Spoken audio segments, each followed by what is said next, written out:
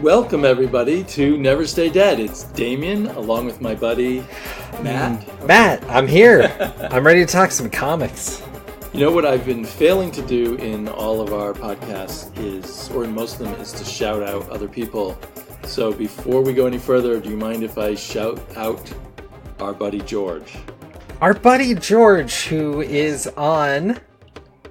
Meanwhile at the podcast. There you go. His new podcast, which is a kind of pop culture roundtable with a comic shop owner and an artist and George.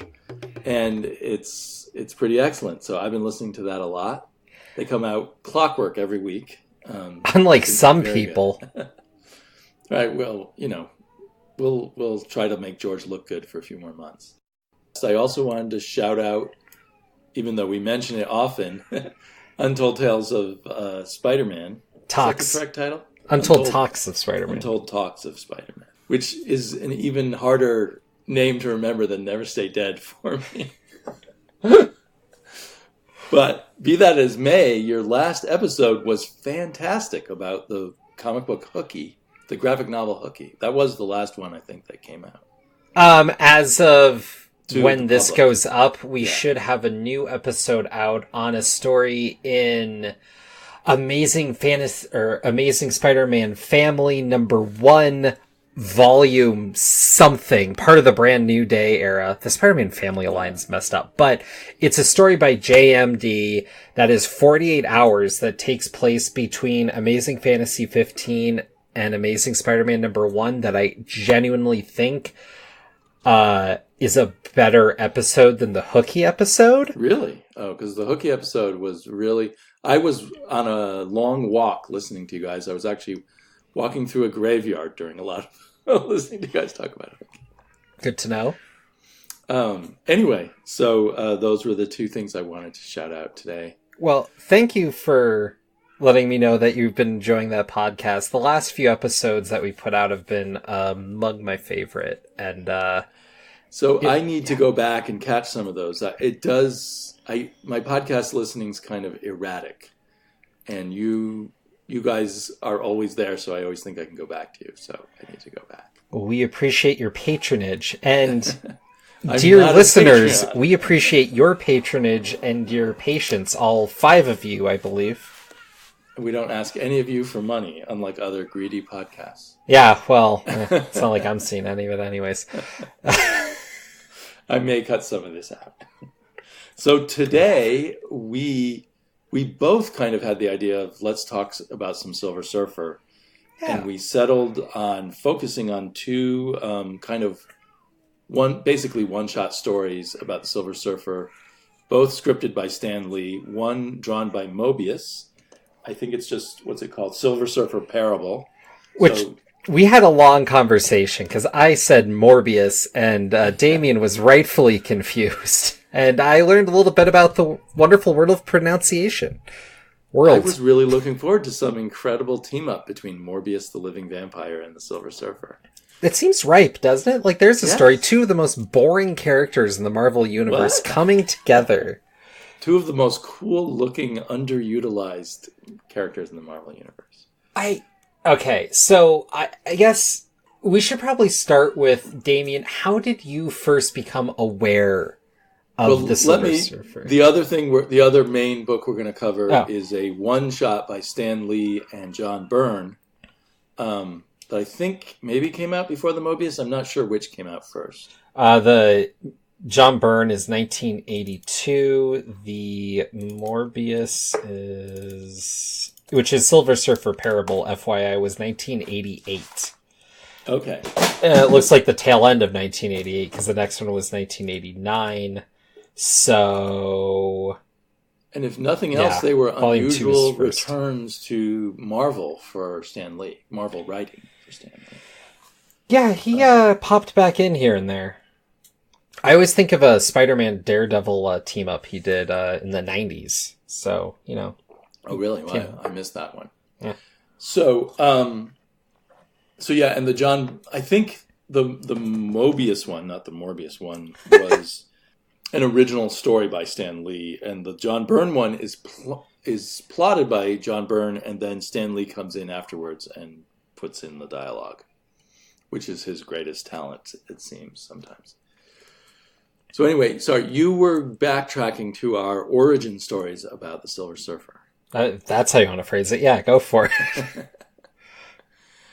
I'm not sure if I read the Galactus trilogy first in reprints in World's Greatest Comics, as it was called, one of Marvel's reprint magazines, or if I first encountered the Silver Surfer in an early issue of the Defenders, maybe like Defenders 2 or 3 might have been my first Defenders. And the Silver Surfer was an on and off member of the Defenders. And Stan Lee's version of the Silver Surfer was kind of legendary, the thing he did in the late 60s with John Buscema. At the time I started reading comics, it seemed legendary to me anyway. How about you? Do you remember when you first encountered the Silver Surfer?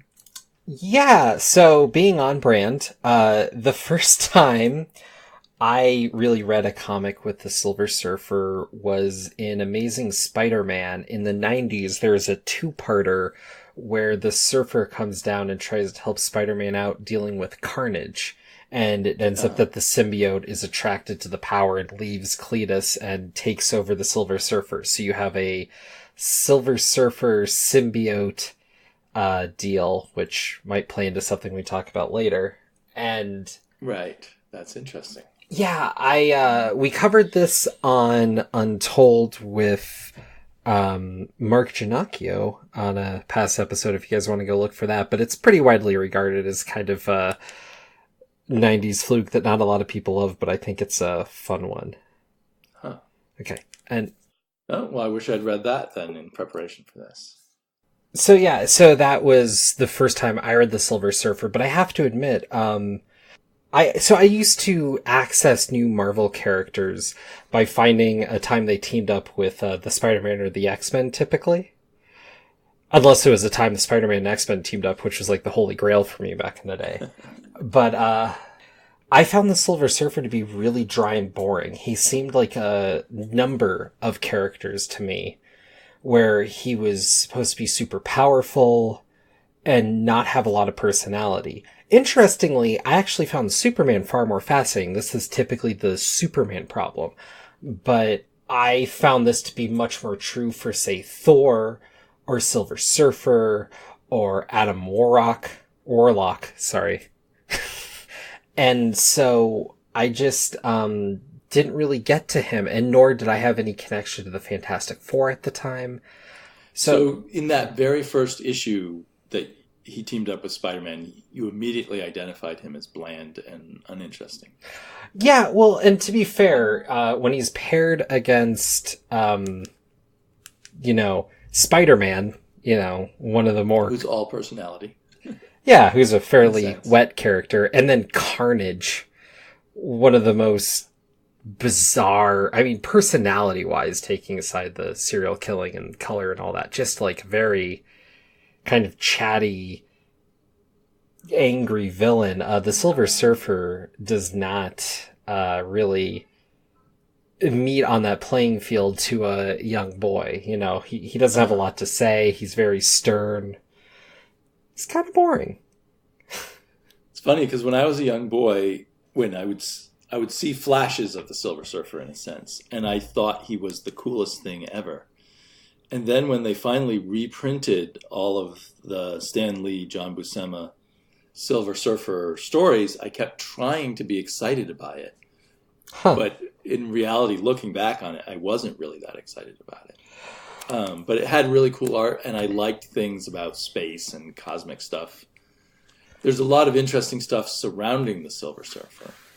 So, if I may, yes. I believe the Silver Surfer is one of those characters that is more art-driven, and so you have this cool concept, this cool look, and then the writing around it never quite met, but they kept pushing it because it's a classic character of Marvel. And so you get these cool takes and these writers who, were familiar with the character as a kid and are able to put a new spin on it, and they keep carrying it forward, but it never really clicks for more than a run or so. And I feel like Ghost Rider is another great example of this. And that's how you tie the Ghost Rider and Silver Surfer together in my mind. And then tie Moebius in somehow. Right. And this idea came to me when I was hearing an interview with Eric Larson where he's talking about Venom and how, you know, the character had this great visual hook, but the writing around him was super weird. And so they've been kind of flaky with the lore of it. And no one's particularly cared by and large. Of course, you know, comic book, there's always those stickler nerds. Right. But by and large, people have let a lot of continuity on Venom fly without a lot of fuss. Well, so in the lore of Jack Kirby and Stan Lee comic book stuff, Jack Kirby just threw the Silver Surfer into this story, and Stan Lee didn't know it was going to be there. And the only suspicious thing about that story is Stan Lee might not have known Galactus was going to be there either. But nevertheless, perhaps they had discussed Galactus and not the Silver Surfer. And Jack Kirby, when he threw the Silver Surfer in there, had a concept of the Silver Surfer as a being horribly alien to human ways of thinking, which Galactus was also in a sense. And he was a bit horrified as Stan Lee started to try to make the Silver Surfer like an angst-filled teenager with a bit of a Jesus Christ pose going on or something. And so then Silver Surfer became this legendary character, and Stan Lee kept not wanting to do a comic book about him until Stan could do it himself.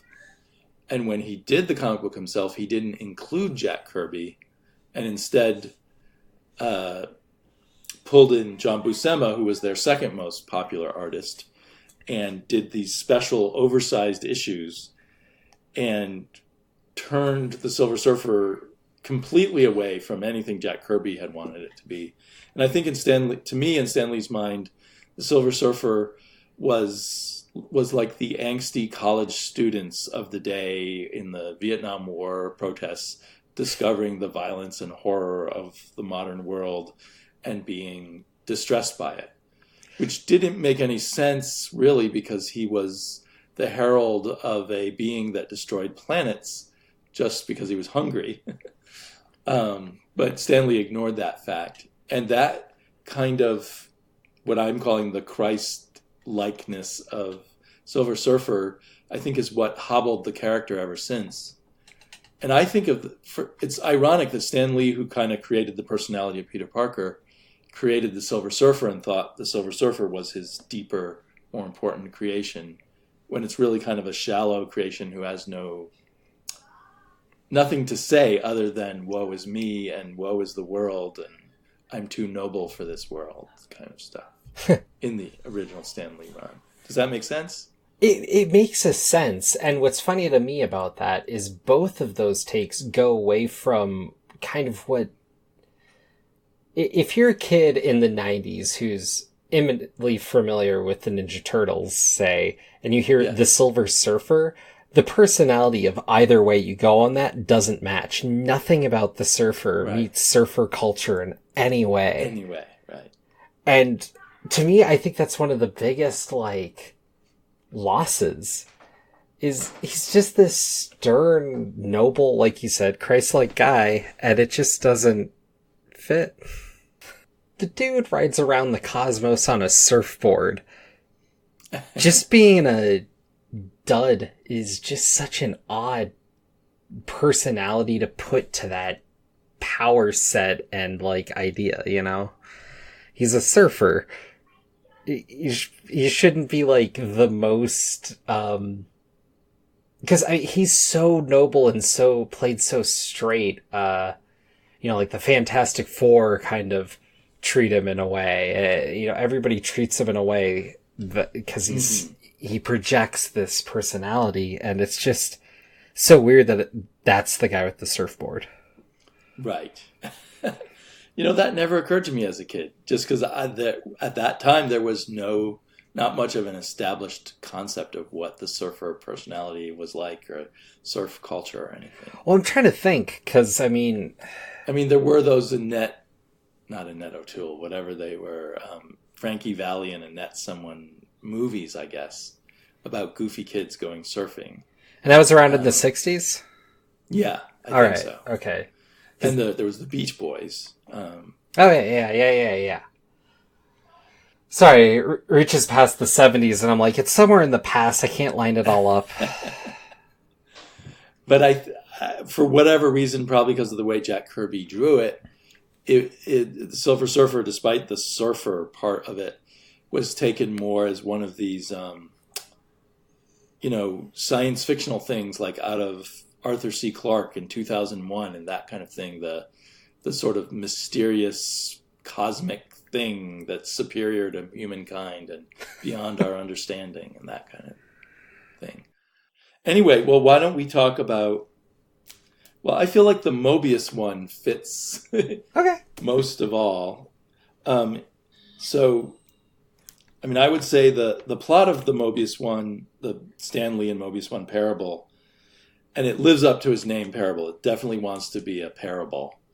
But it's apparently at some point in the past, the Silver Surfer and Galactus have come to the Earth. Silver Surfer rebelled against Galactus, but this is a world without heroes or other Marvel Universe context. Mm-hmm. And got Galactus to agree not to eat Earth and go away.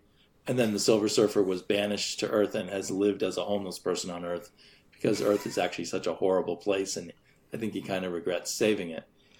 And then Galactus comes back, and as a way to work around his promise not to destroy Earth, he instead sets himself up as a god who tells humans they can do anything they want to. There is no good and evil. They can kill and steal and rape and do whatever they want, and this is the word of God. And so everyone starts doing that. and a big church leader, a Jerry Falwell type, if you will. Sorry, Jerry Falwell. What? Is he one of those, like, televangelist types? A televangelist type. All right. Decides that he's going to be the prophet of Galactus. And so he becomes the most powerful religious leader on Earth, proclaiming the gospel of Galactus. And the Silver Surfer tries to stop Galactus. And then when the preacher's sister is killed in an encounter with Galactus, he turns on Galactus. Everyone sees it on TV and turns against Galactus. And so Galactus was thinking humanity would destroy themselves and then he would eat Earth so that he could get around his promise. But then Galactus realizes they're not going to destroy themselves. They've come to their senses. And so he leaves. And then the people on Earth want to make the Silver Surfer a god. So he acts horribly, so they reject him. And then he's alone again in the universe. But he's acting horrible to be noble so that they don't worship him, basically. Transferring all the dogma that Galactus built up onto him, essentially. Right. And making it so obnoxious that no one would be dumb enough to want to worship him. And sorry, maybe dogma is the wrong word there. I just couldn't find a better one. Yeah, so the odd thing about that is really the Surfer doesn't do a whole lot. Oh, he's barely in it. Galactus is undone by the fact that he is involved in the death of the wrong person, I guess, at the wrong time, and then everyone turns against him. Well, this is a theme that happens because it looks to me like I read the first issue of the first 5 volumes of Surfer and a little bit more, and it feels to me like there's kind of like 3 modes of telling a Silver Surfer story, and this is the one where he sits back and he's more of a narrator or a observer. Yeah, almost like the Watcher. But he'll intervene. With that aspect of the prophet that no one will listen to or something. Yeah, well, yeah. I tell you to have love and you won't have love. The art is incredible by Moebius, and there actually is some good bits of dialogue and moments created by Stan Lee. I actually like the idea of this giant coming down from space and telling everyone, let's party, there's no morality. That's kind of a wild notion that I thought was kind of cool. It's a fun idea. I have to admit, at first, the way the people were drawn and everything, I thought it wasn't Earth. And they never really DeMarkin till near the end of the first half. That's a good point. It could have been interpreted as some other planet that Galactus is visiting. Yeah, people have these weird things on their head, and I don't. The way that they denote Norman Rad as not being human per se, but a whatever you call the people of his planet before they all got ate. Well, I guess they didn't. They die later, though. Spoilers if you haven't read comics from the 60s. I just kind of assumed it was Earth, so that didn't hit me. Yeah, I didn't, because it's a Silver Surfer story, and I didn't. Here's the thing, you know more of the lore, so you knew the fact that he was banished to Earth. I mean, I know that's mentioned in the Fantastic Four, but I also know he's surfing around the universe later, so I didn't really know that was such a thing. For the longest time, that was his big issue. I'm trapped on Earth. I can't return to my paradise-like planet of Zen-La and my true love, Shalabal.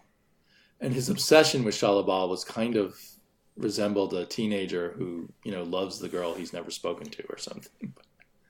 Right, and this is resolved at the top of Volume 3, which is the longest Surfer run at 146 issues, plus a little extra on there. But the first issue is Galactus absolving him of his ban. But it actually directly comes out of that John Byrne comic. Because I'm sorry, I didn't mention too that I did read the first issue and a half of that beginning of that series written by Steve Englehart. And Steve Englehart's a writer who loves continuity, so I wasn't surprised that he connected it directly to that other comic. Right.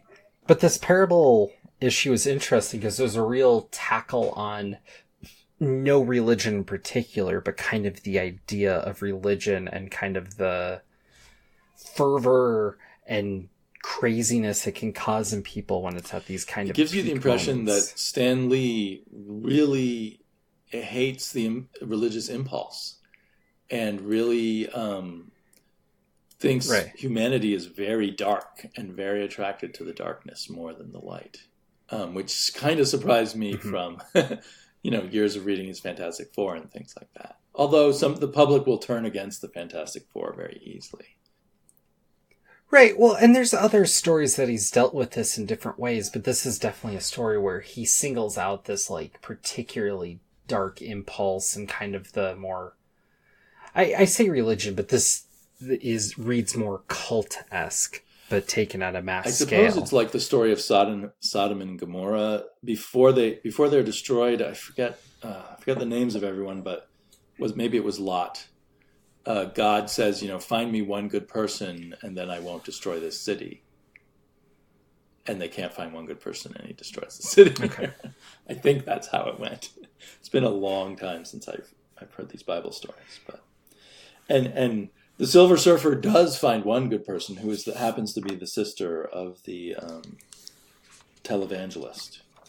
Right, well, and it's such an interesting play that, he's pushing this to get his own power and his own motives, of course, and they signpost that he's only following Galactus because he identified him as the route to power. Right, and then once his sister dies, he flips and it throws the whole thing off, but it's interesting.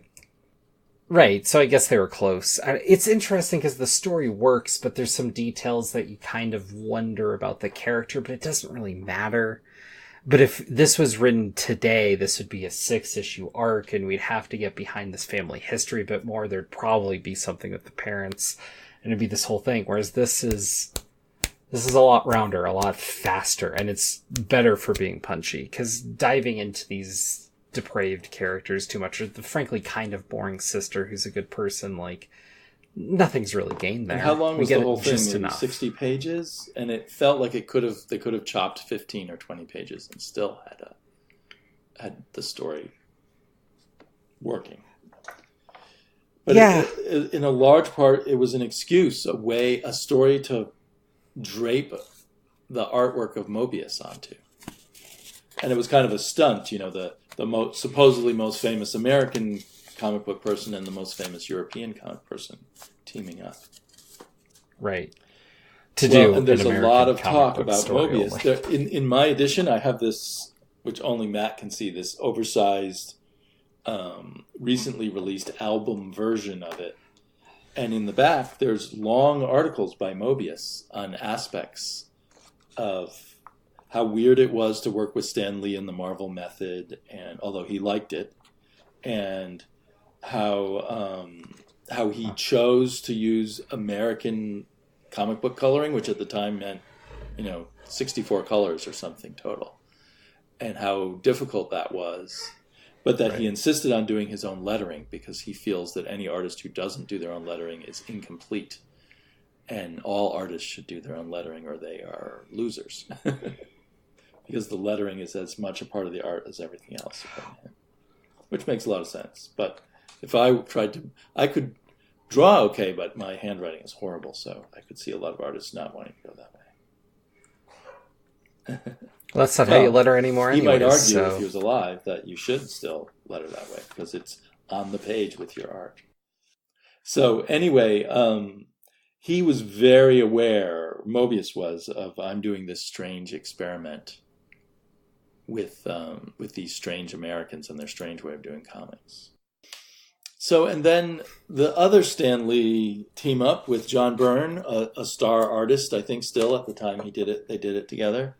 So also probably sort of a stunt thing where we bring back Stan Lee and have him team him up with one of the most popular artists of the day. It was just called The Silver Surfer. It's listed as Silver Surfer Volume 2 in my Marvel Unlimited app. Yeah, I understood it as a Volume 2, but it's a one-shot. I mean, it's effectively mostly just a retelling, like you said, of the Volume 1 stuff, leaving out there's a lot of retelling, some and of the then edges. The second half is kind of a story involving Mephisto, who was one in the Volume 1 60s run, was the Silver Surfer's main antagonist. We have this plot eventually where the Silver Surfer has a one-time ticket to leave Earth, thanks to Mr. Fantastic, some invention of Mr. Fantastic that will allow him to go through Galactus's barrier one time. And he goes back to Zenla and discovers it's kind of a destroyed planet. And what happened was Galactus came back after Silver Surfer betrayed him, and out of some sympathy for the Silver Surfer, gave the people on the planet 24 hours to leave, and then he ate their planet. And then they moved back to this dead world and live like refugees in tents. And they all hate the Silver Surfer and want to kill him. And but he finds out that Mephisto has kidnapped Shalabal, and somehow that means they're both back on Earth. I don't know why Mephisto's connection to Earth is that important, because he's in a hell dimension.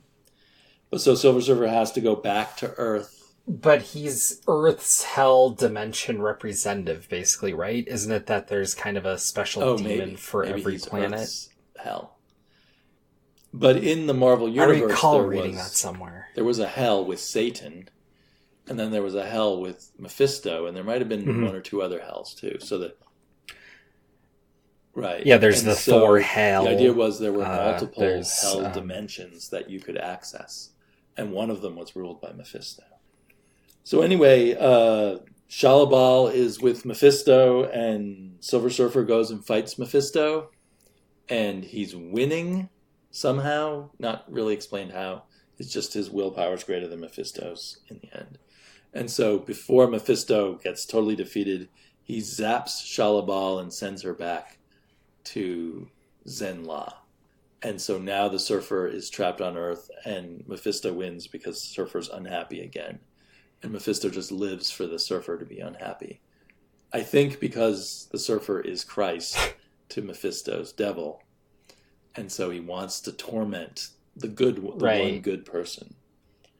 Yeah, you've really keyed into this, and with the Mephisto connection, it's really pulled through. Between Parable and this, he is the nobler than thou character. And so it's weird that there's this character that started in all this sci-fi craziness and got pulled to be kind of a religious character. It kind of made sense in the zeitgeist of the late 60s, where, in the beginnings of the New Age philosophy, where you imagine science fiction was your answer to religion in a way. There were a lot of novels like that at the time. But it didn't sell well to comic book readers. I think that was one of Stan Lee's big disappointments. The Silver Surfer kind of bombed as a comic, I believe, relatively speaking. But so then the final thing is the Surfer with his science fiction-y cosmic magic with the power cosmic, which is unlimited in whatever writer wants it to be, shoots through the cosmos a beam that causes Shalabal to become a magical creature that wherever she walks, life will flourish. So as she's walking along around Zenn-La comes back to life in the wake of her path. So she's got to zigzag the entire planet. And so that's where Steve Englehart picks up on that. Later, when the Surfer gets free, he goes back, and Shalabal has been made the Empress of Zenn-La because she's the one who brought it back to life. And she still, in the Steve Englehart version, she still loves him. And I don't know what happens afterwards, but in the first few issues, he's going to be like her consort and help her rule Zenn-La and protect it against the Skrulls and the like. So Englehart... looks like Englehart was trying to get away from that Christ-like stuff while staying in continuity. Well, and Englehart had a weird job of pulling this character that really had been more of a side character, and then had his own little weird continuity, and then try to push it through. He did something right, because that. But Englehart got in trouble with, I think, after Jim Shooter left, with whichever editorial team was in charge afterwards. And he left our Marvel in a huff. And then I think Jim Starlin might have taken it over. I'm not sure if Jim Starlin came in immediately or someone else. He definitely came in at some point. That's where you get a lot of the Thanos. Right. And then my impression from having read a few issues in the 90s is Jim Starlin just turned it into a Jim Starlin book. But so how did you enjoy... Sorry, we jumped ahead there and now we're jumping back. Did you enjoy the John Byrne one more or less or around the same as the Moebius one? The John Byrne one felt more like reading a Wikipedia entry, you know? It's one of these artifacts of comics that you don't get anymore, and for my estimation, thank goodness. And that's nothing against John Byrne here. Like, this is just an artifact of the times where your access to reach back is not certainly what it is now or what it was when I was growing up. And so there were a lot of these archival kind of like play to continuity to bring people up to speed. But what I can't for the life of me understand is there's this book to get people back up to speed with the Silver Surfer in 1982. And there's not another solo. I mean, I think there's a one-shotter somewhere in there, but, he doesn't get the series push again until 1987. They must have been planning 5 years later. And this was going to reintroduce him to the readers of the day who don't have access to the old comics. And then they didn't do anything with it. That'd be like them launching a series now that they were trying to recap in, 5 years ago, 2014. What was happening in comics in 2014, right? But like you say, that's crazy. Back then it was different. You had to assume your audience didn't know very much about your characters unless they'd been around this past year. They used to believe that the entire comic book audience recycled within a 3 or 4 year cycle. But they kept doing those editor's notes. Well, and obviously they were, even by the 1982, they were realizing there were more people who were sticking with us longer. But still, there was no graphic novel to go back to. There was no digital copy. There was nothing at libraries or anything like that. So you had to assume a large part of your audience needed a recap. But it does seem like this was like a special... Or even if they had read it. For a continuing series. And so they were reestablishing the status quo by throwing in this thing where it seemed like Surfer was going to leave Earth, and then he's trapped back on Earth and separated from Shalabal again. But giving him this little bit of a happy ending with Shalabal at least being able to bring life back to Zenn-La. It's crazy, though, because if you pull out this one shot, there wouldn't be a proper Silver Surfer series from 1970 until 1987. Like, the character is just around. I think he served best as a guest star, showing up here or there when you wanted some cosmic pizzazz for a little bit, but maybe not having a story that really could carry a whole series.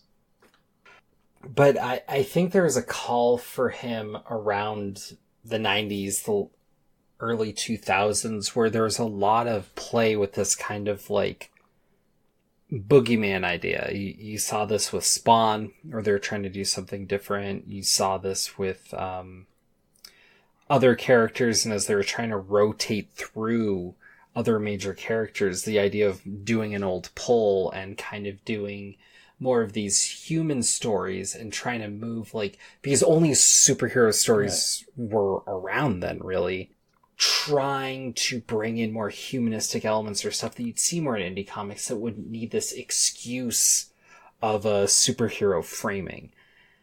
And so, like, the Volume 4, the first couple of issues, at least, are just around this autistic Volume 4 the one you were girl telling me and about her- that Greg Pak did? something. What's this one? No, What is Volume 4? no, this is one before that. It centers around this autistic girl. The Silver Surfer is just like, yeah, and the Silver Surfer is just this character who like is like the good boogeyman who lives in her closet. And there's a prophecy around it, and they have the sketch of, like, you know, the standard like bug-eyed, you know, oval shaped head alien thing. They play that up with the surfer, and that's kind of what he looks like to them. Well, so that makes a lot of sense. So this is something written by Dan Charlton and Stacy Weiss? I've never heard of these people. I don't know who these people are. Yes. Well, it looks like very intense art. I'm looking on my iPad.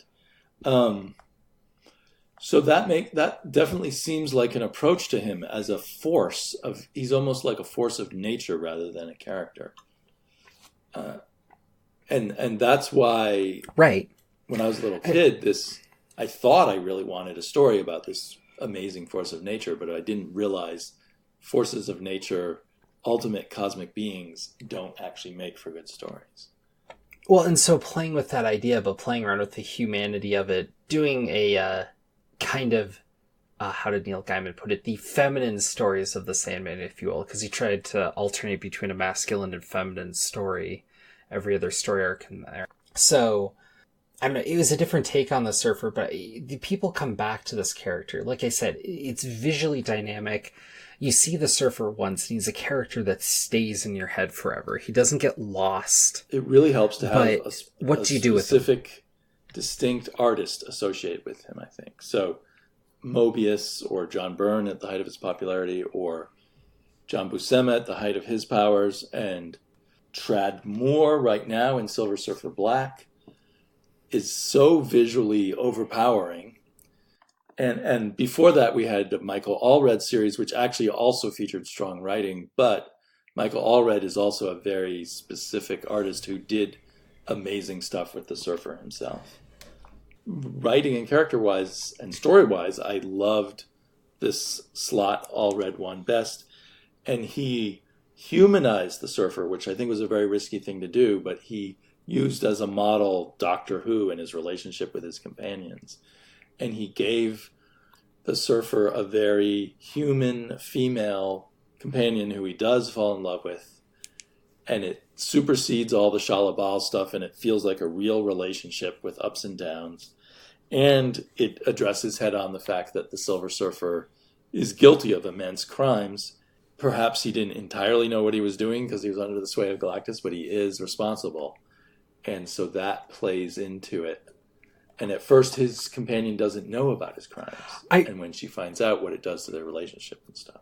I really want to read it because Dan Slott is an author who continues to impress me. And he's tackled all of my favorite characters and done something with them, and tackled characters that I don't necessarily care as much about. And when he does, finds an angle or something that pulls me in and makes me care about those characters more.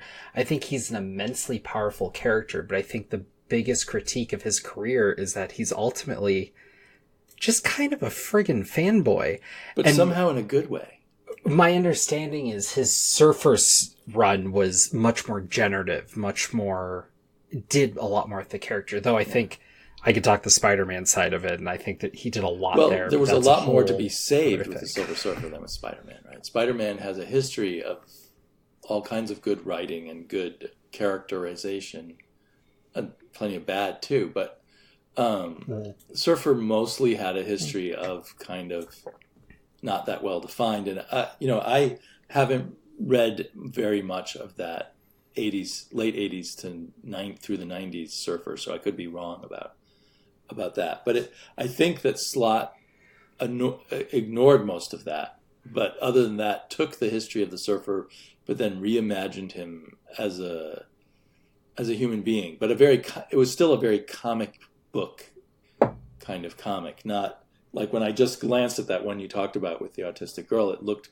kind of like grim reality kind of stuff. Whereas because of the Michael Allred art, I think Slott took this very comic book, cosmic, but isn't the cosmic kind of humorous, and aliens are kind of funny looking, and the weird twists and turns of the universe are like a little wonderland to explore, as opposed to a grim thing and full of Christ-like tales of good and evil and such.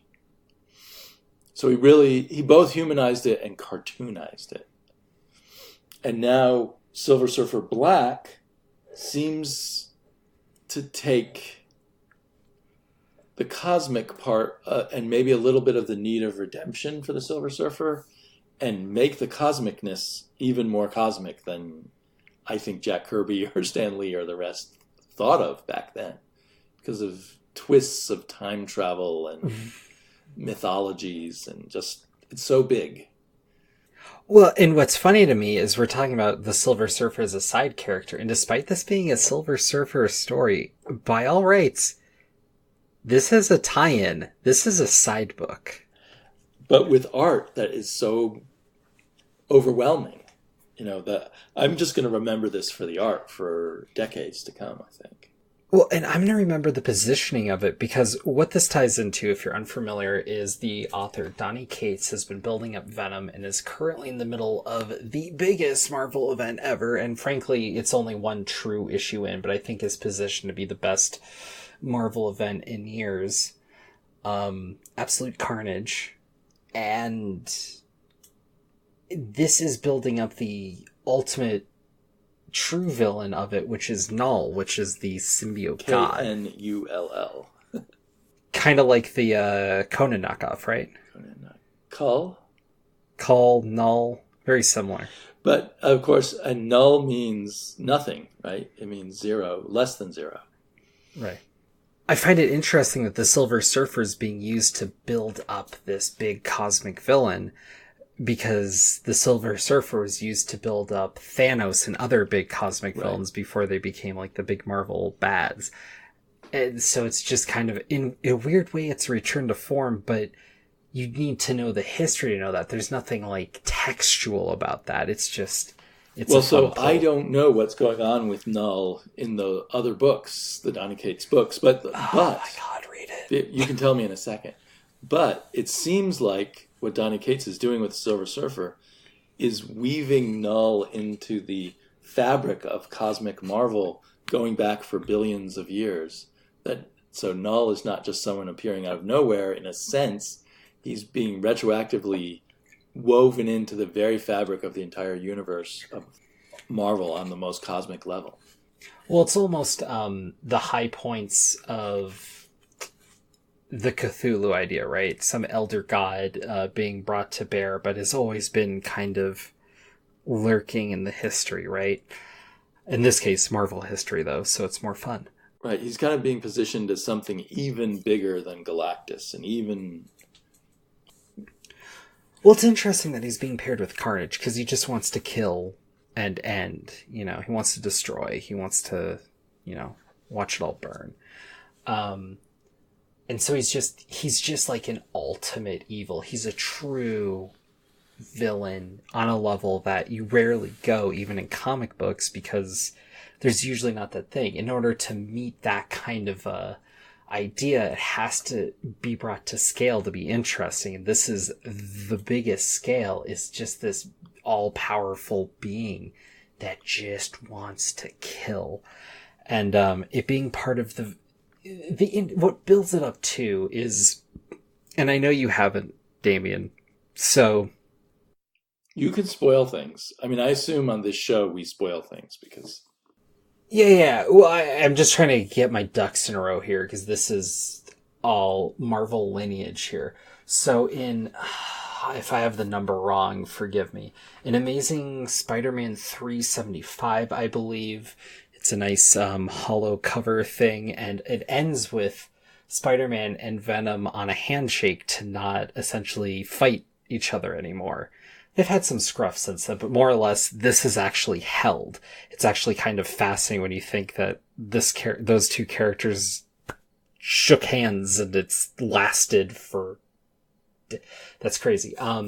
But after that, Venom was super popular, so they kept going with it. So it's interesting because there's a number of Venom comics throughout the 90s, but they were always miniseries. So what should have been darn near 100 issues of Venom instead was broken into like 5 issues of Lethal Protector and 6 issues of Separation Anxiety and 2 issues of a Wolverine team up and whatever. And they're constantly spinning creators on it. I assume they just thought that Venom's popularity couldn't last very long, so they just kept doing minis. And then it kept being popular, so they kept doing more.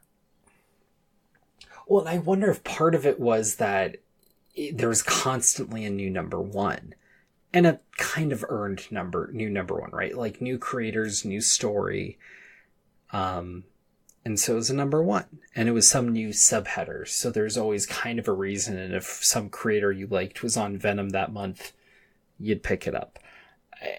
It's kind of an interesting, different formula from a marketing perspective, but ultimately who cares? But through this, you have a bunch of different creators and artists spinning off the symbiote, and which would mean in some ways the artist would kind of accidentally be defining new powers or attributes of the symbiote as they went along, which is interesting because, like, you know how Venom looks with the giant mouth and all that, right? When Venom was first introduced, they originally thought it was going to be a female, which is why the hand pushing Spider-Man is female in whatever issue that is before 300. And then they landed on Eddie Brock. And then, but originally, if you look at the first appearance of the Eddie Brock symbiote, he looks just kind of like Black Suit Spider-Man, but with a mouth. But Eric Larson remembered this being like a played up mouth. He remembered it being so much bigger, so he drew this gnarly jaw and whatever. And so that was the evolution of that. And so, like, this is a character that just kind of got evolutionized. And so, like, I think eventually someone just drew the symbiote, like, punching out the back, like, off. And so suddenly he had a new power. And, like, it just kept going like this. The writers would play with how the symbiote bonded, the relative weaknesses, writing in new superpowers for it. It just kept going and going. I have to say, your face has really lit up while talking about all this. So, were you thinking of talking about the Silver Surfer because he's become connected to all of this? Was this what brought him to the fore? No, I don't know. It just, the idea of this is fascinating to me because Venom is such a stupid character. Right. But when you pull out and realize, like, what they did with it, it's just fascinating. I always think of him as the ultimate in Marvel 90s, where they just kept getting more and more ridiculous and no one thought it would keep going very long. And somehow this character has stayed a popular part of the fringes of the Spider mythos. Now, does it make you uncomfortable bringing such, deep time cosmicness all connected into this thing that has its roots as a Spider-Man character? I mean, that's the beauty of it, right? So what they've been trying to do since 375 is separate Venom from Spider-Man. Right. That's true. And I mean, to get into the other end of it, like, they have a separate movie now, right? They want Venom to be his own character, his own franchise for legal reasons atop creative reasons. And so through this, there was some weird Spider-Man specials where they introduced the planet of the symbiotes. How long ago did this they idea of the planet of the symbiotes? 95, okay, so 96, somewhere in there. Yeah. But they kind of leave it and abandon it, and Bendis did an Avengers story circling around it. But I believe the race is the it's something with a C. I can't pull it right now. But ultimately what's happening here is Donny Cates is pulling what Jeff Johns pulled with Green Lantern back in the day, taking all this bullshit and wrapping it around in a little bit of mythos that encompasses the entire thing, sands off the edges, ignores a little bit, and redelivers it in a way that's like, here's a concept you can get without reading Wikipedia for an hour. Like, here you go. And it's so brilliant. And the fact that he's using the Silver Surfer to do this is so great, because you have this heightened villain with all this craziness and all the weirdness of the symbiotes, and you put the Silver Surfer against that. It builds it, it makes it more mythic, it makes it more crazy, and it fits. And also, as a Spider-Man fan, I feel like it kind of absolves Peter of the responsibility of it. Because there's been kind of a metatextual play of, like, is Peter to blame for the symbiotes' murders? Keeping in mind that he brought Venom, but then it's Carnage and Toxin and, like, 8 other symbiotes that were color coordinated. Did he open the door to symbiotes finding Earth, in a sense? Right, but he didn't know, and he actively tried to stop it as soon as he could, and yada. And it's one of the few things he'll actively kill. And at this point, if they've been this sort of evil thing for billions of years around the cosmos, then clearly he's not responsible for them. But they're evil. But the planet of the symbiotes is now a cage for Null. Oh, I didn't realize that is such a crazy concept. Well, that's what we get to in issue 3 of Silver Surfer Black, is like, this was already established in Venom, but Silver Surfer gets to the core of the planet, and in it is Null, and he has this dread. No. In it is Galactus. Or is it 2? Issue 2, sorry.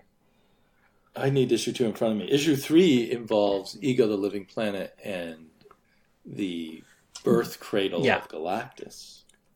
So is issue 2, because in issue 3, because at the end of issue 2, Ego says, like, you know, you've had all this redemption problems with planets, you know, here's a planet going to give you redemption, which is fun. Kind of a Green Lantern pull, because that feels a little Mogo-esque. I need to go back to issue 2, but I thought issue 2, basically, we discover that Silver Surfer realizes he encountered the planet of the symbiotes, which hated him, but he didn't know why. And now he's back millions of years in time, and he's going to do whatever it was that will make them consider him their greatest enemy in the future. Oh, that's there. Yes, that's part of the flashback I missed part. That Null is trapped. It's like covered in a couple pages, and maybe it's only because I knew it prior. Maybe that if I was you able have prior to grab knowledge about it from the other things you've read, it's more clear. In fact, the biggest flaw to Silver Surfer Black was in issue 1. I missed the fact that he had gone billions of years into the past. Maybe Donny Cates mentioned it, but I think maybe he also kind of took for granted that that's what happens when you go through a black hole or something. But well, obviously, that's not what's not happened last time you went through a black hole? Come on, think of all the zits I'm going to get, but no. Not a black head, a black hole. No, but anyway, I need to reread it, and because there's obviously stuff I'm missing, and I'm gonna read the Venom. I'd been planning all along to read Venom on Marvel Unlimited, but maybe I need to try and read it before it all comes out on Marvel Unlimited. But I mean, I need to read the Dan Slott Surfer stuff. But in terms of understanding this story, you don't need to read the Dan Slott Surfer stuff exists. Well, apparently you do. No, you don't. It exists on its own. You can enjoy it. You'll enjoy it, or I enjoyed it a lot. But it exists in its own little world and is not connected to this particularly. In fact, this Surfer feels more akin to the old Surfer, who's this cosmic, almost demi-religious, angelic figure. Super dead. And here he's having to make sacrifices, of his hand and then his arm to do what he thinks is the right thing. You know what just hit me? You know how Marvel does all their merchandising? Yes. Was there ever a Silver Surfer popsicle? Because I feel like that's a good fit. I guess he does look like a popsicle, but what flavor would it be? what would silver be? Silverberry? Some kind of metallic tasting vanilla? I don't know. It sounds like the most exciting thing about Silver Surfer is when he's used, except in the dance, in my opinion, the Dan Slott thing, when he's used as a tool in another interesting story. Well, so that brings me, reaching back a bit, to the silver candy coating of Volume 5, where Greg Pak does a little tryst with I haven't read anything of Volume 5. Is it just 5 issues? Yeah. That's all they have on. Yeah. It's like a weird arc that they threw in. I don't know. Something maybe it was around, when was that movie released? The second Fantastic It says it was 2011 on the Marvel Unlimited. Is that when that movie came out? Because that might be why. Which movie? The Rise of the Surfer or whatever. Yeah. In the second Fantastic Four comic. Now they played the Silver Surfer as an alien, unknowable. They actually returned him to the Jack Kirby concept. Yeah, and they made Galactus a giant cloud. Well, that was the ultimate version, because I think I remember. And there's an idea out there that Galactus is like a giant cloud, that everyone just sees him in their own context. Yeah, what a bummer, man. It's funny because for all the realism that they're trying to push to make comic books more applicable to the audience, literally every comic book fan is like, no, I wanted Galactus. Right. You know, a giant man with a crazy helmet and a loincloth and possibly pants, but maybe not. But the conceit of Volume 5 is, what if you put the Silver Surfer in a position where he was just a man again, which I took issue with because he was never a human, which is the words they use, ever. But they go to that, and so like he can get shot, and they do this whole thing, and then this other character that's a female becomes a herald of the High Evolutionary. The Future Foundation get involved. This is when Johnny Storm was KIA for however long that lasted. Maybe a year, I think. Yeah, like, not long enough. Which, you know, he can never stay dead. But if you get to the final issue, the Surfer and the Herald of the High Evolutionary get feisty in space, to which has Mr. Fantastic cover his kid's eyes. The Invisible Woman just turns to him and says, "I love you." Spider-Man says something like "wowza," which is a little weird for one of the Playboys of the Marvel Universe. And the Thing says, "You get him, boy," or something kind of weird. And it's just a weird moment. Like, I feel like there's something about the Surfer where he's noble and all this, but they keep wanting to give him, like, a true love, or, like, this idea that, like, love conquers all and is willing to get a little sexy, because there's something about a super svelte silver man that says sexy in Marvel. Well, he's basically naked all the time. Sans the Dr. Manhattan Hostess fruit pie cake hanging. Missing, right. Where's the cream But filling? in the original Jack Kirby, he had little lines that indicated he was wearing underwear or a bathing suit or something. Right. A little bit of modesty. They took those away. I'm not sure why. But it was an interesting tryst that I was able to skim through while we were prepping for this, and I wanted to get a little more grounding in the character. But I'm curious, since we're here, if you could reach back, could you tell me about how he worked on the Defenders? Because how do you have someone with nearly godlike powers playing on a team like that? Basically, the Defenders made no sense. I mean, they had Hulk. They had Hulk, Doctor Strange, and the Silver Surfer. Did they have anyone else? Almost got infinite amounts of power kind of characters. Was there anyone else, or was it those three? And then Submariner. And then they started rotating in and out other characters. And so Silver Surfer kind of came and went. Hulk came and went. And so then they eventually added more sort of slightly grounded characters like Valkyrie and Hawk, I think his name was. How is Valkyrie more grounded? Nighthawk. Valkyrie's powers don't seem as unlimited as Silver Surfer or the Hulk's. She's basically She-Thor. Yeah, I guess they didn't treat her that now literally as being that powerful back then. Not nearly the equivalent of Thor, but the friggin' patriarchy, man. Yes, indeed. So it's funny you mention all those characters, because all those characters are kind of the fringes of Marvel that I never got. Silver Surfer seemed boring. Doctor Strange seemed boring. The Hulk to me always felt like the way we've been talking about Silver Surfer most of the time, where a character who could have stories of his own periodically, but was served better by being an element in the Marvel universe that would kind of crash in, a force of nature. I've always felt like that's more of how the Hulk should be, but he's one of their biggest characters. And how do you tell a story with the Hulk consistently all the time? Having tried to read some, I think I'm right. Well, in the Immortal Hulk, they take that to heart and they make him a often off-the-page character. I've heard good things about the Immortal Hulk. I was a big fan of Wade's Hulk. I've heard good things about Peter David's Hulk. You were a fan of Wade's Hulk? No, I was not. I thought that was a great proof of... that Wade could not figure out what to do with the Hulk. And neither could Jason Aaron. Neither could a bunch of other people. Let me say this. If Mark Waid can't figure out what to do with a comic book character, I don't know. I think Mark Waid is one of the most talented writers. He has his misses. He has plenty of misses, I would say. I agree he's extremely talented, but I don't think he can break every character, so to speak, break it down and figure out what to do with it. And he really is there any writer you think can? Well, Al Ewing is doing it right now. What else has Al Ewing done? I have not read his other comics. I know that he's done like the Ultimates, and Boo.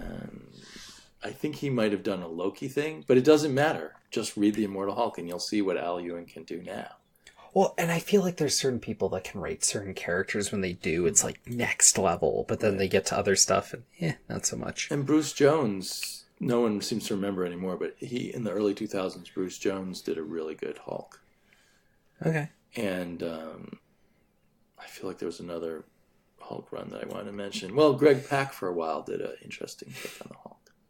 Which mostly ignored the Hulk and substituted him for for Hercules and for the Asian kid that had no. I'm talking about Planet Hulk and that kind of stuff. Well, yeah, but all that led into this other stuff that Greg Pak did. Greg Pak kept mixing. And then the Red Hulk. For the most part, Greg Pak avoided the Hulk. The Red Hulk was Jeff Loeb, I think. Oh, you're right. Oh, yeah, you're right. And Parker. And in my opinion, Roy Thomas did some interesting things with the Hulk back in the late 60s. But Roy, he's our boy. Did Len Wein ever touch the Hulk? Who? Len Wein. I think so, yeah. In fact, I think he was writing the Hulk when Wolverine came along in the Hulk. Yeah, that sounds right. But I don't think Len Wein's Hulk was very memorable, other than the fact that he invented Wolverine. Wait, did he? I mean, that's one of those moments where I'm like, I know it introduced the character, but it didn't really invent and introduce the character. We have some of those moments. Like, I feel the truth is, a lot of these characters are invented by groups of people and evolved over time. So yeah, Wolverine was not that notable of a character at the time he showed up in the Hulk. Well, until you get that Wolverine mini with Claremont and Frank Miller, he's not really, Wolverine yet. Deadpool isn't really Deadpool till you get freaking Joe Kelly on it, or at least Nikeza doing the minis, Yeah. So it's an odd creative world where, one person who started the character will forever get the credit of being their creator, when really they're maybe created by 15 or 20 different writers over time. Was Silver Surfer really Silver Surfer before Dan Slott got to him? Well, it sounds like you liked the Greg Pak one. It was an interesting tryst, but I wouldn't recommend it to a soul. Your use of the word tryst has me a little confused, but I guess I won't delve into that too much. So have you read any other good comics? The Silver Surfer is a difficult character. For some reason, some people like me want to love him. I want really cool cosmic stories, but really cool cosmic stories are really hard or next to impossible to do. And these moments, like this Silver Surfer Black, that achieve some sort of cosmic orgasm, so to speak, at least in the art and partially in the story, are as far as I'm going to get, probably. And then there were some cool, very cool moments in that Dan Slott comic. Well, and to tie it's almost Black, like I get the feeling from Silver Surfer Black that what Dan Slott did with Silver Surfer is now gone. It was those 25 issues, and that's it. Well, we'll see. So, I want to say, I think Surfer Black kind of ties back to the Moebius thing, where that comic has a bit of heavy metal, a bit of like European flavor to it. Silver Surfer Black has even more heavy metal to it than Moebius does. I mean, Treadmore is like saying, okay, I'm going to show you how cosmic I can get. And, I think this is a moment where they needed the Surfer to be this realm. But having read the first issue of every volume, like, the Surfer goes through modes. And I'm willing to bet you, because that Dan Slott Surfer run is about the only time I've heard the Silver Surfer talked about in a way as like a character as part of the greater mythos, and where's our adaptation and yada yada, because people can't just enjoy comics anymore. But Dan Slott gave him a whole supporting cast that's now gone, and he gave him a whole different personality that's gone. Well, and it was a whole run of Surfer under creative vision, and I think it's definitely going to be the fan favorite of the Surfer moving forward as we were moving past. But the Surfer's being used as a tool for Cates here in a way that's very effective. Right. But I'm willing to bet you that we're going to get some return to some of those Slott. And I'm saying this not having read it, but just having a general flavor of it, a general feel of the ebb and flow of comics. I'm willing to bet you after Black's done, we get the next Surfer burst in 15 years or whatever it is.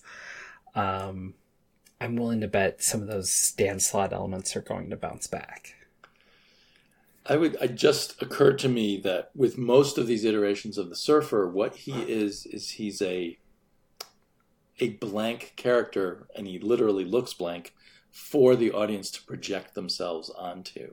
So if I were going to go tripping along the universe, I can do that via the Silver Surfer. I can imagine myself experiencing what the Surfer's experiencing in Silver Surfer Black, or in his battles with Mephisto, or what have you. And did you ever see the animated show? That was really effective in all the cosmic end of... It took all the Kree-Skrull War and Thanos and all these other cosmic characters and threw them in the mix without any of the rest of Marvel existing. And it was really fun, but the Surfer didn't really have a personality. He was just kind of a woe is me, I guess I have to move on to the next planet and have the next adventure kind of guy. And there's something about characters like that maybe particularly when one is young, you can sort of project yourself onto the character. There's my pitch, Damian. So we have the Surfer going along, and due to some cosmic accident, he becomes at least temporarily mute. He teams up with Black Bolt and takes on some of the greater problems of the universe, but both of them, as silent protagonists, are characters we project our own values and feelings into against greater evils. Right. And through that, the reader almost writes their own dialogue. Yes. That's my pitch. And maybe the Surfer's real place, just like the Inhumans and Black Bolt, the real effective place for them is as supporting characters in the tapestry of the Fantastic Four's adventures. Whew. All right. We think we're going to come back and discuss a few issues of Jack Kirby's New Gods. Hopefully, and specifically issues 6 and 7 of Jack Kirby's original run of the New Gods, which have been favorites of mine since I was 10. So I'll probably cry when Matt finds all the flaws with them. I know they're very flawed comics. Speaking of which, boop boop boop badoop, I have an update. You found wife number 2. No. Wife number 1 would kill me. No, I am 1, 2, 3, 4, 5. I am 5 issues away from owning every proper volume issue in one form or another of the Ninja Turtles comics through all time. Wow. In counting those Archie ones that you said you might not get all of them? This is fascinating. So currently I made a couple in-stock trades orders. Technically one, but I split it because you get an extra 3% if you... Right. Whatever. You spend $50 and then you save 3% on your next $50. Yeah, I think I spent $80 and then I spent another something. Also, I filled out some at fraction stuff. Matt thanks you. I'm sure he cares. So I got all the Archie trades up to this point. So I'll have all the TMT Adventures stuff, and then I'm going to have all of the Tales of the Ninja Turtles Volume 2 in color volumes as well. Though that doesn't affect this count because I already have that entire run as it was originally printed. I actually owned most Ninja Turtle comics at least twice. But through back channels, I found the Russian distributor and publisher of Ninja Turtles, who apparently has certain comics that were never published in America that are like these secret additions to Ninja Turtles Adventures Volume 4 and Volume 3 with these never printed comics. And with Volume 3, even more interestingly, not even never printed, but never digitally released as well. So they're like... You mean never printed in English or never printed even in Russia? Never printed before until this guy put it out. There's like all these secret like tail-ending turtle comics that I'm looking at trying to acquire.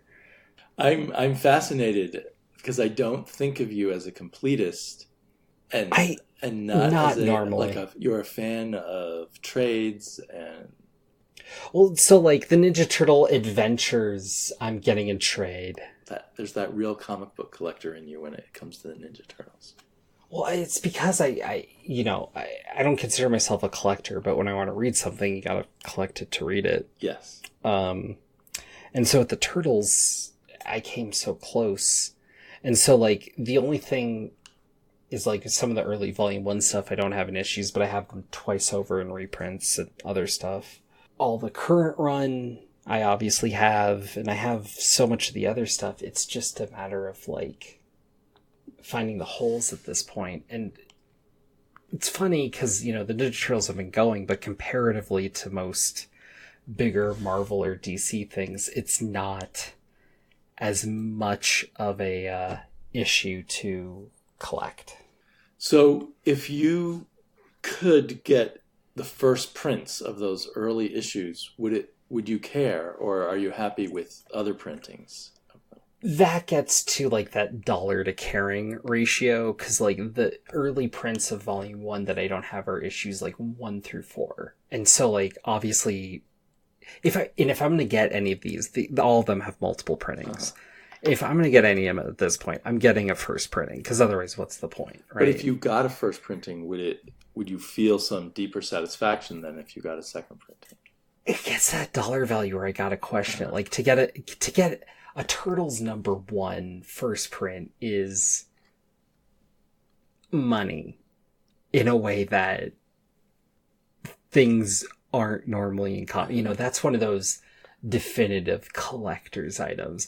Like that's a comic I might buy slabbed because honestly, I'd never open it. It would be about owning it. You'd feel like you have to do it as an investment, which, I don't know. To me, getting comics as an investment then ruins the fun of it. For some people, it increases the fun of it. But that's not normally my thing, but this is one of the few that I would potentially buckle for. Right. Let's say you weren't as worried about the money as you probably should be, given that you have a young baby to take care of. But anyway, so this is fascinating to me. And if you get everything you want, will there be something else you'll start collecting on this level, or will that kind of satiate you and you'll just return to happily reading trades and not worrying about whether you have something as a permanent collection and all that. Well, so I've had moments of collecting in the past, right? Like, I really wanted to collect all the Deadpool comics of the time. And so for up till a point of time, I own every Deadpool comic, and then I dropped off. And so now that cart has sailed. I don't care. But I own a lot of weird Deadpool stuff. And some of the weirder stuff's my favorite. Yeah. But, the only other character I'd probably get this weird about is Spider-Man, and that's a different mountain to climb. But I mean, like, I could see wanting to collect maybe some of the B-books of completion. Like, getting all of Sensational wouldn't be a far cry. That wouldn't be a big deal. Getting all of Spectacular could be kind of fun.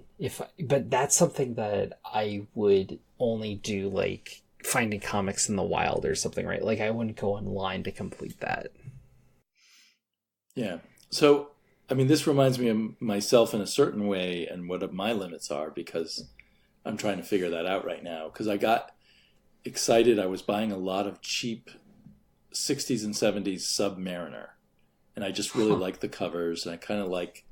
Submariner might be another one of these characters like Silver Surfer that is better in abstract than in reality. But anyway, I was collecting lots of them, and I'm getting close to having a full run of something like 70 issues. But the very first issue is one of the expensive ones. And, you know, everything else I've been getting for, you know, $3 or $4. Sure. Or sometimes even less. And I can't remember what, I think number one is over $100. But I read it digitally, and it was a pointless comic. It was just a rehash of the entire history of Submariner up to the point of that number one issue. And it was not artfully done or well done. There was nothing about it that I liked. But now I'm asking myself, well, will I be happy if I have Submariner 2 through 70? Or do I have to have number one? Yeah, at that point, it's about the collection, right? It's not about the comic itself. Yeah. It's about the collection. And part of my pleasure for the rest of the Submariner was, hey, I can get this thing that I find kind of cool in this nostalgic way for very little money. But suddenly I do have to let go of some money for an issue I know I don't even like, but it completes the set. It's the tyranny of collecting. But to compare it, Volume 4 of the Turtles, which is Peter Layard's more solo thrust. So I got issue 31, which was published after issue 32, which is the last supposedly published issue. But 31 and 32 were limited to 1,000 copies printed. Wow. That's small. And so 32, in order for, like, I could buy it right now, like $120. I've read it online. It's a bad comic. I don't like it. Right. So it's the same dilemma. But god damn, I want to own it. But I mean, at this point, it's more heightened than your Submariner thing, I feel, because it's not just that run of the Submariner, right? It's every turtle issue. You've kind of in the comic book side of your life, your identity is partially wrapped up in the Turtles. It's kind of wrapped up in the Turtles and in Spider-Man. Oh, yeah. The Turtles is more special because there's not as many Turtle fanatics as there are Spider-Man fanatics. Like, you're just one of many fish in the Spider-Man podcast pool. Right. So do you feel more close, like more wrapped up in wanting to get all the Turtles and be sort of the master of the Turtle domain in a way you wouldn't be with Spider-Man? Well, so part of it is I genuinely love most Turtles comics. Like, most of Volume 1 are some of my favorite comics of all time. Some of Volume 1 are some of my most talked about comics of all time. And then Volume 2, I've just had. That was the first run of comics I ever completed, because it was 12 or 13 issues that at the time were just around. Now they're collector's items and they're not worth the price. And then Volume 3 was something I pushed to collect, and is this crazy thing I get to tell people about that's a fun side story of Turtles. And then, Volume 4 is probably the one I actually it has some interesting sci-fi concepts that I think you'd like if you could read a summary. They're fun concepts, but they take too long to play out. It's pretty clear that Eastman was more the Frank Miller fan and Laird was more the Kirby fan as you play through. But then this current run has just consistently been my favorite comic.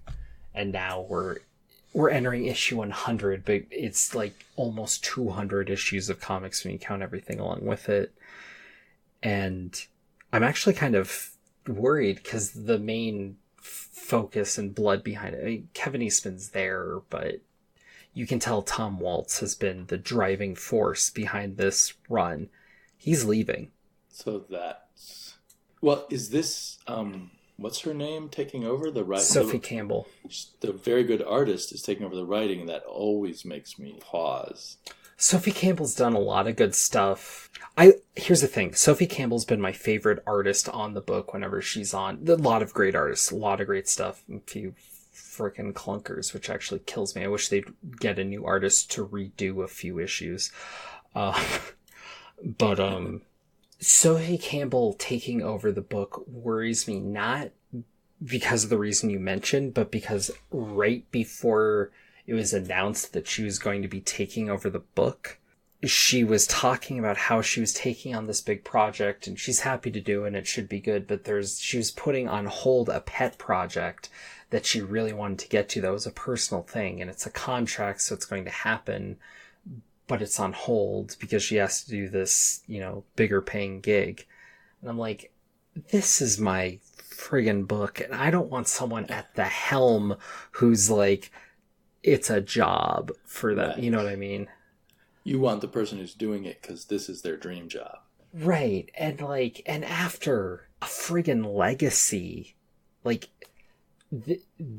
this is the longest running Turtles book. This is the biggest the Turtles has ever been as far as comics goes, if you exclude the initial explosion. Mm-hmm. And it's an amalgamation of all the Turtles lore. There's been references to all the movies, all the cartoons, some other stuff, the old comics. It's pulled through in so many ways and taken the whole tapestry of everything and pulled it together. And to just hand it off to someone who's doing it don't get me wrong, I know Sophie Campbell will play above, and she's put some stuff into the Turtles that has improved it immensely. And so, there'll be good stuff in it, I know, but that worries me. Well, time will tell. We'll have to do a Turtles update after Sophie Campbell's been working on it for a year or so. Yeah, you're just going to have to catch up. Right. I'm going to read them all very quickly. Yeah. They should get Dan Slott to write the Turtles. That's what they need. Dan Slott has written the Ninja Turtles before. Really? It was a 3-issue run called You're the Turtle, and as a kid, it was one of my favorite runs before I cared about authors or artists or any of that. Peter David also seems like someone who would be a good choice. Peter David has written the Ninja Turtles as well. So good eye. Well, I pick out people who I think take their jobs very seriously, but also have a sense of humor when they do so. Well, anyway, this is fascinating and far off from our original topic, but... Sorry, I just had to get it out there because it was just... in another side of collecting... So one of my obsessions, which we've been having trouble because of me doing podcasts about, is the spirit. And I have found myself collecting the spirit in more and more different ways. I don't expect to ever be a completist. But I used to just collect the black and white spirit magazines that I thought were the best presentation of them. Mm-hmm. And then I started discovering that on eBay I could get some of these original newspaper sections. So I bought a bunch of newspaper sections of the Spirit. And then I've been buying color reprints. And then I realized, hey, I never owned the 1960s underground comics that had the Spirit in it. So I recently bought those. Oh, wow. Which were not that expensive. I had assumed they were going to be terribly expensive. Maybe they were when I was first discovered the Spirit, at least relative to the amount of money I had then. Yeah. And then I have bought one piece of original art by Will Eisner, a Spirit page without the Spirit on it. So I haven't got to the point where I can afford to buy artwork with the Spirit on it. But still, I have all kinds of different aspects of the Spirit, and I enjoy collecting those, even though they're kind of just redundant and symbolic of loving the Spirit, right? I already have the best reprints of all the best stories. But did you ever read some of the modern Spirit stuff where like Darwin Cook did it or anything like that? Yes, and I read the one that. So I read the Darwin Cook and I thought it was pretty good, but I need to reread it. I kind of read it with half an eye on. I wasn't paying close attention. Fair enough. But I have the issues, and I'm going to try and reread it sometime. I recently read the Francisco Francavilla version. I tried to read the Matt Wagner version, but the art in it really didn't work for me, and I didn't get all the way through it. Who did the art, or was it Matt Wagner? No, Matt Wagner did not do the art. Some guy named like Dan Skade or something like that. Okay. That was... I don't know. There was an introduction with Matt Wagner talking about what a great artist he was, so then I had high hopes when I started reading the trade, but no, Matt Wagner was just blowing smoke. But Francisco Francavilla did a great job. It was a Francavilla comic. And that's the real thing. The Spirit that I love is Will Eisner's Spirit. You can't extract the character out of it. But I just enjoy kind of collecting all this different stuff of the Spirit. And so I even enjoy collecting things like Darwin Cook and other Spirit spin-offs. But also, there's no real point in reading the Spirit in the original newspaper sections, which are all so yellowed and crumbly, and the reproduction of the art looks horrible now. But I have fun doing it anyway. So I think I'm slowly becoming the kind of collector I didn't think I was, which is collecting things beyond the point of reading them. You see what I'm saying? I always thought all my collecting was centered around reading. I'm a little scared about it going beyond that. Well, and I know you've been buying some original art, like you said, and some of that, which is a very different... Right. Yeah, I certainly never have. There's the original art feels like it feels symbolic in a sense. Like it's something the artist physically held in his hand, physically worked on. And so it's a different kind of collecting. Any original art I'd be tempted to buy would be at a price point that would immediately make me not care. Yeah. Well, I'm kind of hoping the things I bought will at least maintain their value so that, 15 years from now I can release them back into the world and not have lost money. But we'll see. And I think there's a reality to that with some of those things. Especially like a Will Eisner page. Right. Come on. In a way, it seems smarter to buy the Will Eisner and the Jack Kirby than the... Well, and if you're going to pretend comic books are an investment, buying original art of something with any historical je ne sais quoi to it would have more I guess the question is, in 20 years, will people still hold it in as high regard as they do now? Well, and presumably with Eisner and Kirby, they will. So I actually looked to see if I could buy any of this Tradd Moore art, because it seemed so cool. But it had all sold out. I don't even know what it sold for. His pages from other comics that no one cares about sell for $250. But since all of it sold out, I'm sure they realized to raise the prices. Huh. But I don't know if I bought Tradd Moore at a higher price, would I be able to sell it for that higher price 20 years from now? I don't know. I don't know enough about how the art market works. But clearly, if you had a Ditko or a Kirby or whatever, then you would.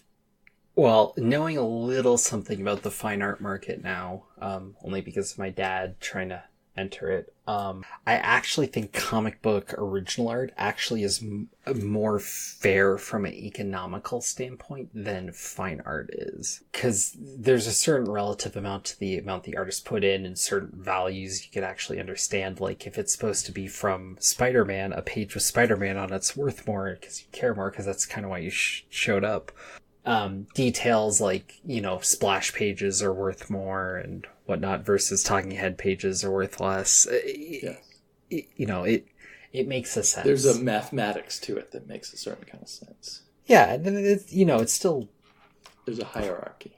Putting value on art, so there's a little... Yeah. Unfortunately, when I'm going for these top people like Eisner or Kirby, I'm getting the pages that are the equivalent of the talking heads, because that's all I want to...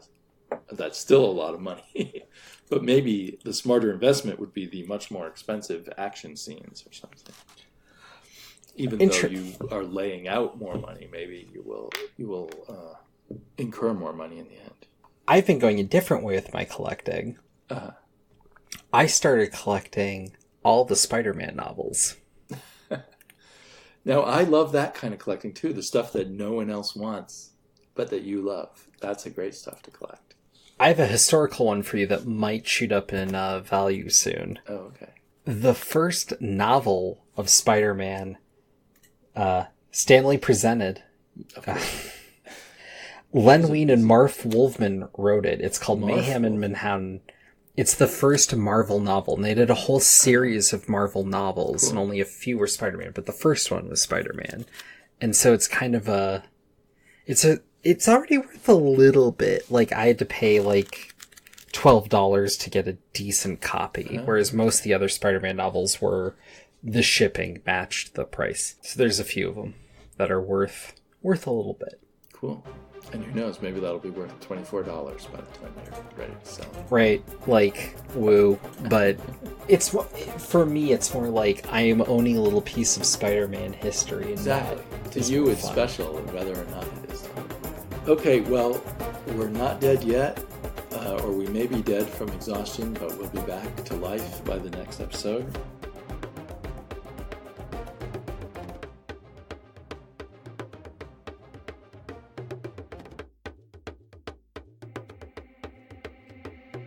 Was there a tryst in the thrust? Sorry. Yes. I'm sometimes distracted by your choice of vocabulary. Fair enough. It's scintillating.